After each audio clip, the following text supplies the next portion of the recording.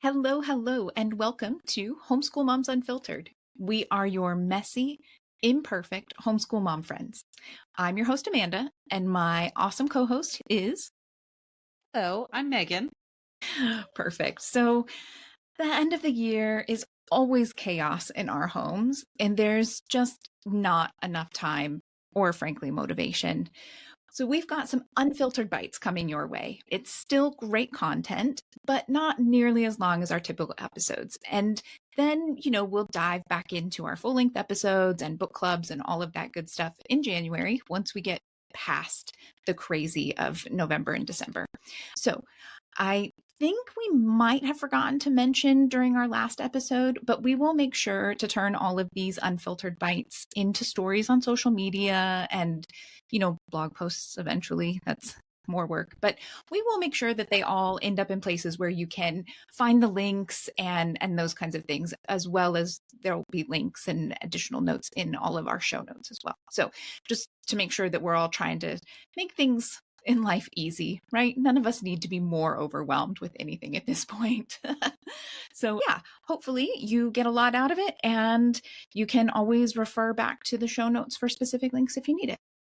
So today we will be talking about cameras. DSLR cameras and mirrorless cameras make great gifts for the holidays, but they're also just an amazing complement to your regular homeschool life, whether it's a nature scavenger hunt or a high school elective.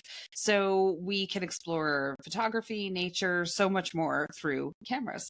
So we are joined today by Audrey, who is an incredibly talented photographer.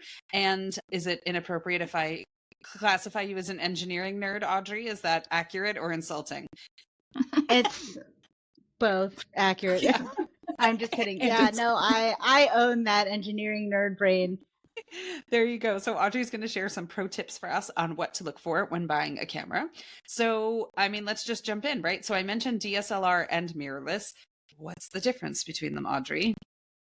Yeah, so DSLRs are kind of the classic choice for photographers, and it's generally what everyone pictures when they think of a camera, right? So what DSLR means is a digital single lens reflex camera. So what that means is when you look at a camera, your lens is right here, but your viewfinder is up here.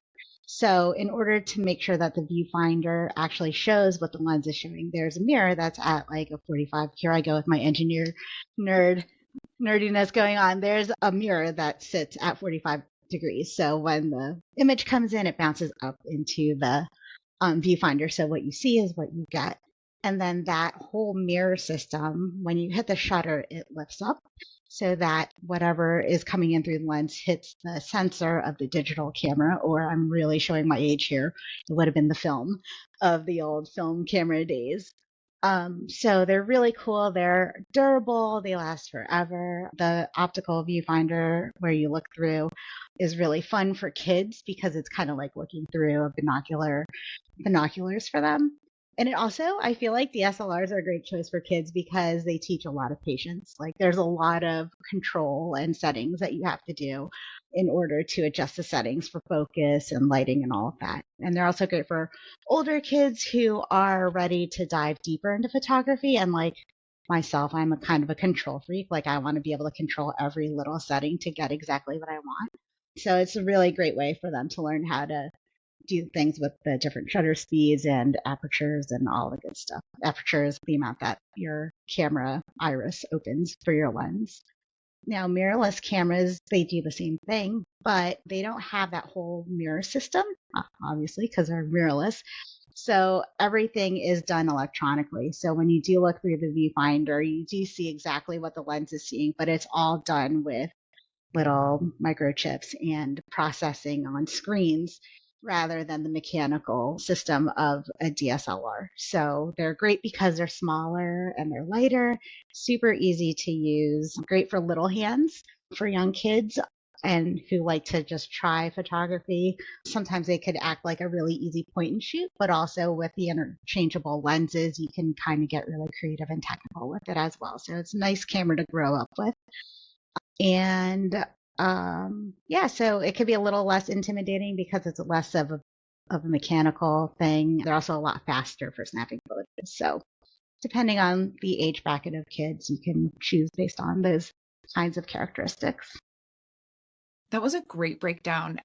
Was In our house, yeah, no, I didn't know either of those things. And I am the classic, like, I just have a point and shoot camera.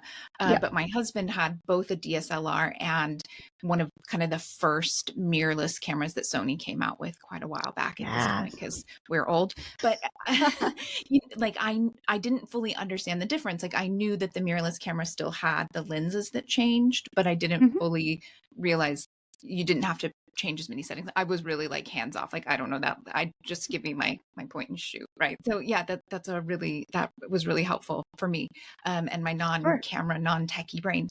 So kind of next question then, what camera would you recommend, like a specific camera that would be good for a beginner or a relative beginner? We can assume they're past the holding up someone's phone and taking pictures, Mhm. and that would actually grow with them over time. Sure. So what I tell everybody that is looking for their kids or anybody getting into the photography hobby, when they're starting out, I always recommend just like a very basic entry level body. And then if your funds are available, to really like consider investing in better glass or lenses, because those lenses will always be around. I've had lenses for 20 years at this point, and no matter how much bodies upgrade over the years, you could always attach the same lens because they usually generally keep the same interface. So I know people tend to get really into the specs of like high megapixel counts, and this one is like so much faster than the other. After some point, the megapixels don't count anymore. The speed and sensitivity to dark and night lighting isn't as important because you have good glass that can also help with that quality. So, in terms of very specific cameras, if we're looking at mirrorless versions, I would suggest the Sony Alpha A6000. As you mentioned, Sony is a great mirrorless brand. It's small enough for kids to easily carry, because I feel like if a camera is too large and too clunky and they don't want to bring it with them anywhere they go, then it's kind of defeating the purpose of actually using it. And then it has like a super fast autofocus, so it could catch like those blink and it's gone type moments. And it's great for snapping pictures of wildlife if kids like to go on nature walks and go outside and do like some birding. I don't know. It's kind of fun to capture like really fast speed animals and whatnot. And then I'm a Canon girl, or I was a Canon girl with my DSLR, so I have to give my props to Canon. They have their little EOS R50, which, oh, I'm sorry, I forgot to give you the price of the A6000. That's about a $600 camera. This Canon version is $700 right now. It's a great all-arounder, and this camera is simple enough for beginners, but it's like really powerful enough to kind of grow with the skills. So, it's great for family trips and just fun. Fuji is also a big brand name in the mirrorless world, and their entry level camera is the XT30. It's just a little on the pricier end in terms of entry level. It's $900, but it's really cute. It has like this fun retro design. They come in like all sorts of like big, bold, colorful designs, and it just kind of makes photography exciting. So it's like really an ideal camera for kids who really are into like the art and creative side of photography. And then when it comes to DSLRs, I say that you can't go wrong with Nikon or Canon. They've been around forever. So the Nikon D3500 is about a $500 body. So DSLRs are coming down in price because mirrorless is so up and coming. But the Nikon is known for like it's really easy to use auto modes. So it's kind of like having a built-in. Oh, and it has like little guided menus to help you determine settings. So it's kind of like has a built-in photography teacher in it, which is really nice for people who are wanting to play. So it's perfect for like older kids who want to learn the why behind the different photography settings. And then I have a soft spot in my heart for the Canon Rebel. My Rebel was my first film camera. It was my first digital SLR camera as well. That's at about $750 right now, but it's so versatile. You could basically do anything in terms of manual settings, and has a lot of great auto modes as well. So it's really fun. I love that. Yeah, That no, I was love that. And super. for anyone who's listening and they're like, oh, my numbers, it's important to remember that we are talking about like real cameras that Yeah. will last a long, long time. And you're going to get Yes. really amazing photos. This is not iPhone photo business, right? Like these are, and you can buy one and have it for decades if that's what you want to do. So truly, I know if you are not familiar and your kid is pushing you and so you're listening because you're like, I think they want it and I was thinking maybe for Christmas, but my budget was not that much. Like we get it, but this is the price of, DSLR and mirrorless cameras. It's an investment because they last a long time. Definitely. They do. And they do so much more than a typical point and shoot. And I think about it right now that like when you buy your cell phones, they're $1,000 at this point and they last you for 2 years. I know they do a whole lot of other things, but a lot of people rely on their iPhones as their sole cameras. So if this is something that you really want to take control of and really learn the art and the technical aspects of photography, it's just kind of the entry level point. You're going to at least spend $500 for a good body. Mm-hmm. And I think too, to Amanda's point, if you have charter funds or ESA funds and things like that, you can write up a course that is photography, that is nature photography, that you can loop math in as well. And you can, I know like in Arizona, you have to write a curriculum for your submissions. You can put these things through and include it in your homeschool life. It's more than just a hobby or something fun to kind of throw together there, which is pretty awesome.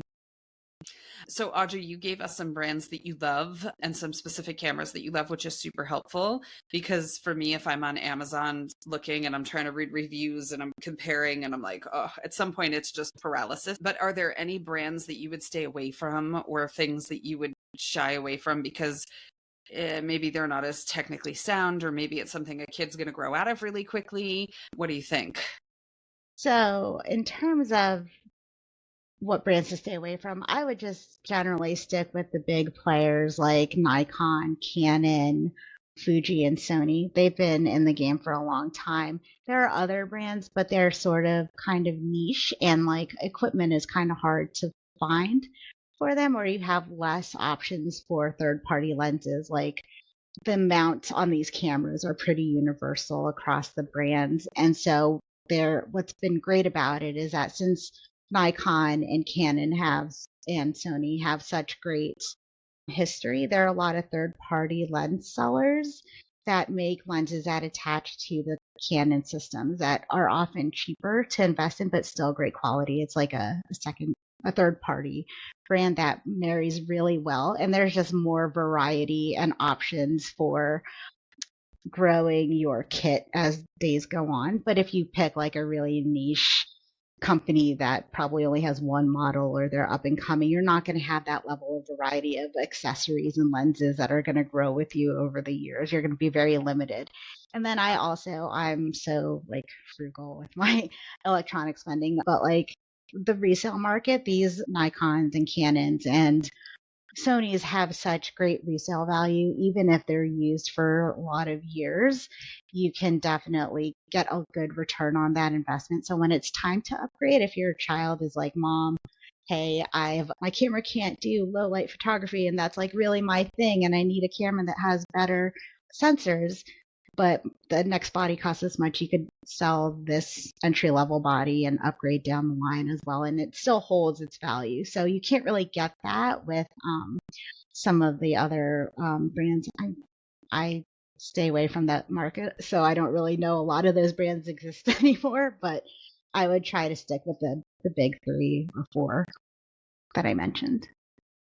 Yeah, no, that makes perfect sense. Okay, so we're sticking with the big names, and they're all names. I mean, I, like you, remember the days of film cameras. These are camera names we know. But if we're looking at those, what are the specific specs that someone should be looking for when buying a camera? I know we talked about a few specific examples, but if maybe someone is buying, sales or secondhand or something like that, like what are the minimum specs they want? Sure. So for me, what it comes down to with cameras, because even the lowest number of megapixels and lowest frame rate is pretty good for any entry level user. So I wouldn't get too tied up in those numbers. I focus more for me on usability. So for me, I look for size and weight. Does it feel good in your hands? Does it feel like you can access the controls easily? And that's going to differ from person to person. So it's hard to say like, hey, if you have only look for 48 megapixels. 48 megapixels can look like this in one camera, it's this big, and then another camera could be this tiny. So something size and weight, definitely, that we want to carry around. You also want to look for easy to use and easy to access features. So when you're, especially for buying for children that are just starting out, or teens and older children who are really diving in, you still want to look for cameras that have good auto modes so that they're going to get good results no matter what they do when they snap the photo. The camera can do a lot of the work for them. And then as they increase their skills and learn the technical aspects behind photography, they could start moving into manual mode. Some extra features that might be nice to look for are like creative modes where the camera automatically changes things to black and white for them. It could add like a little filter. You know, filters are huge right now in every sort of social media setting. So that's kind of fun. And definitely like durability, especially when buying for children. You want to make sure that the cameras have a nice solid build or have like protective cases that can be used with them.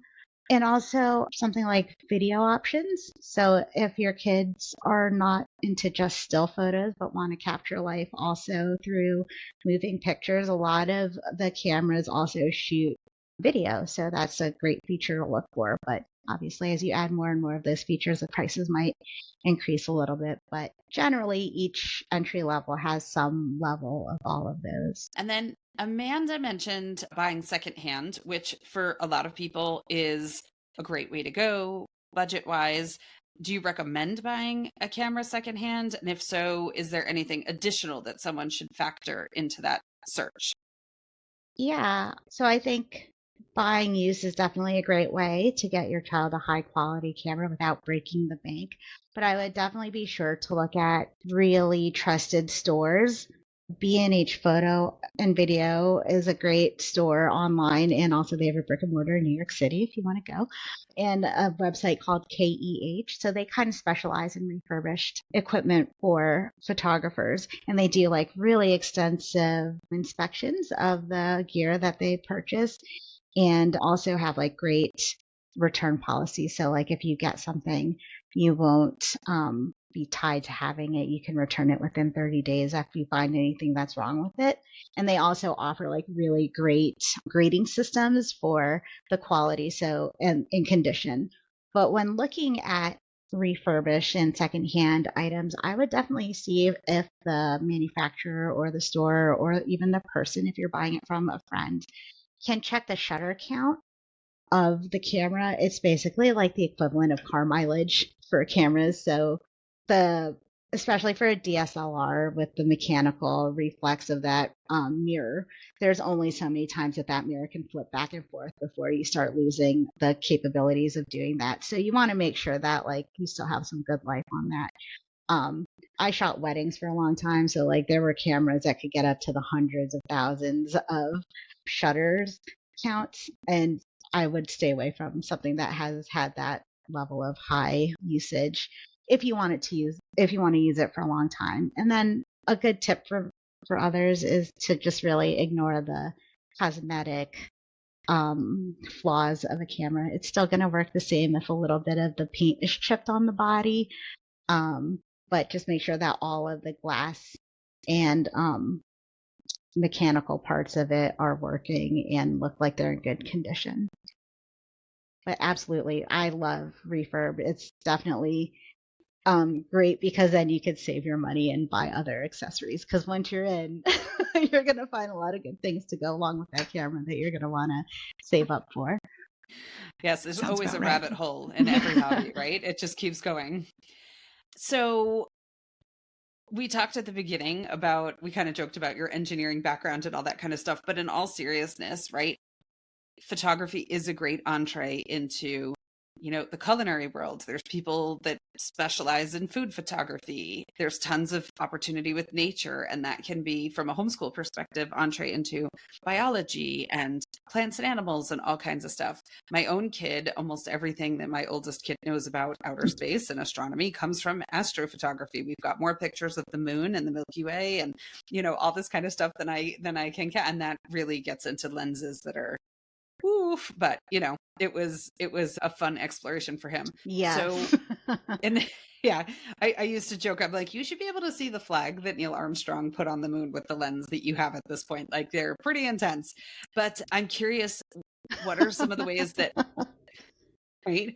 What are some of the ways that math is used in photography? Like, if somebody is building a high school transcript and stuff like that, and they're more of an interest-led learner, what are some of the ways that you incorporate core learning into photography organically?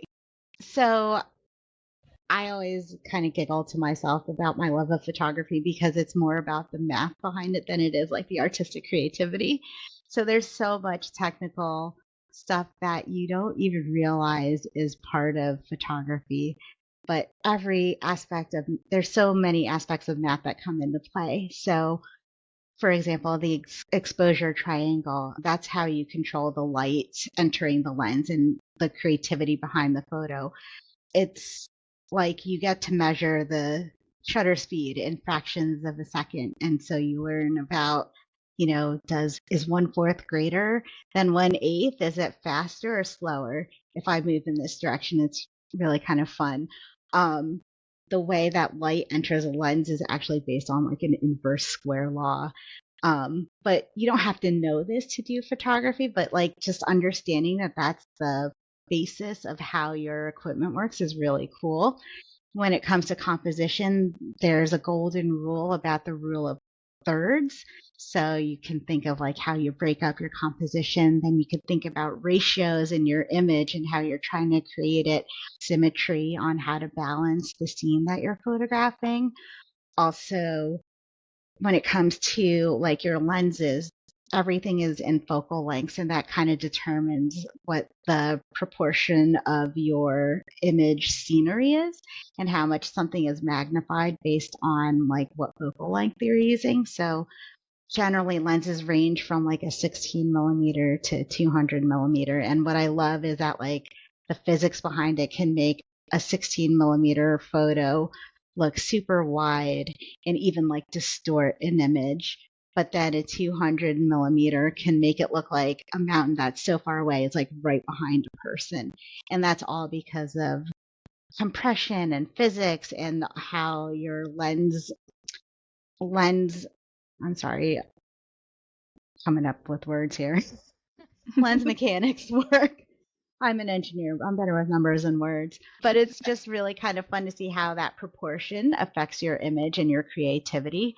And also like how a depth of field, when you take all of that into consideration, you can make a background fuzzier versus more exposing more of the background.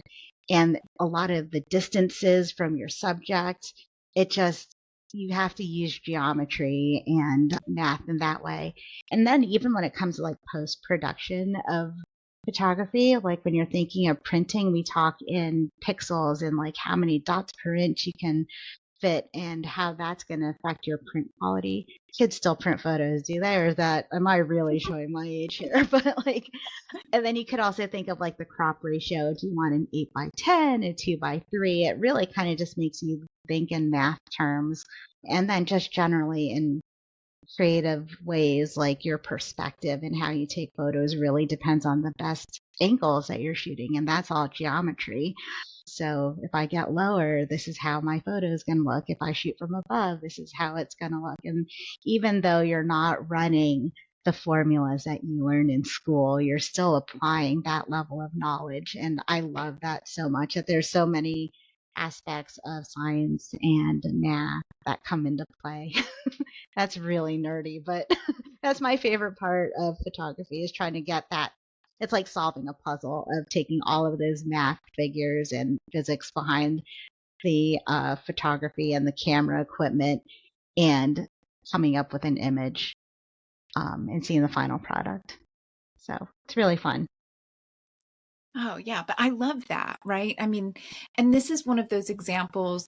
We don't do it as much in our homeschooling, but Megan is definitely that self-directed and, child-led, where if you have a kiddo who isn't super into math and science, this is a great way, if they're more creative and they want to do this stuff, that they are doing that. And maybe as the parent, you might ask them to experiment with X, Y, or Z because that in experimenting with that, they are flexing those math and science skills that they don't Absolutely. really realize they're doing in Yeah. that creative process.